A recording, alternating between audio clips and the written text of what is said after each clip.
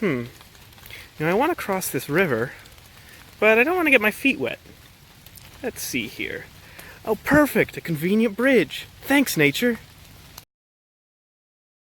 You know, I want to cross this river, but I don't want to get my feet too wet.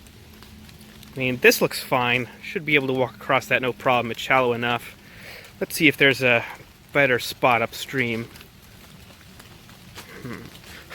Oh, cool! A death trap!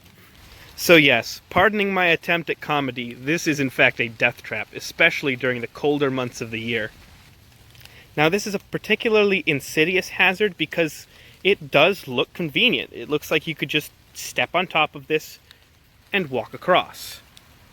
Now, there's a couple of reasons why this is a horrible, horrible idea.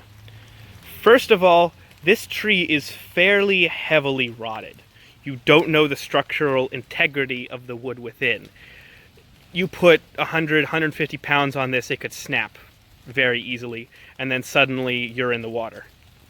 A tree like this fell a long time ago, and when it fell, it probably took some decent structural damage along the trunk that isn't noticeable now, but after a long period of rotting, those cracks have probably gotten even less sound. Not to mention that rotted wood like this tends to be rather slippery, so it doesn't even have to break for you to end up in the water. Now, depending on how you actually fall into the water, things could be better or worse. Obviously, there's rocks down there. If you fall wrong, hit your head, that's very bad. I don't have to tell you that. But also, water like this during the late fall and winter, when you'd be most inclined to use one of these bridges, is going to be quite cold. And if you get a large portion of your body into that water, it doesn't even have to be very cold. All it has to be is reasonably cold and reasonably cold outside, and you will get hypothermia rather quickly.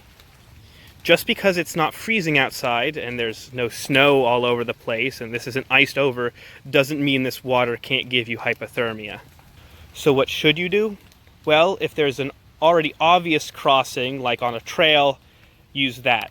If not, find some very shallow water. Now, I'm going to very quickly prove to you that this isn't going to get me soaking wet.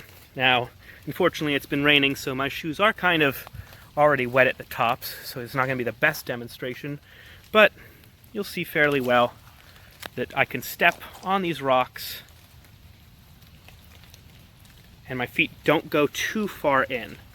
As long as I'm stepping on rocks and pushing them down, I should be fine. The one thing you don't want to do, you don't want to do any jumping, you don't want to really step on any rocks that aren't stable, solid.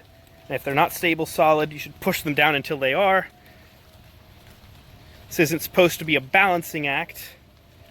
You're supposed to just walk across carefully. You can see, even when I don't step on any visible rocks, I'm not that far in. Most shoes have a fair good amount of rubber clearance on the bottom that you should be fine. For instance, if I just step right there, it's fine.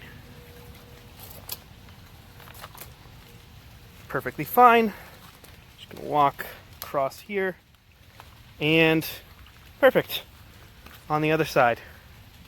Didn't crack my head open or cover my body in cold water.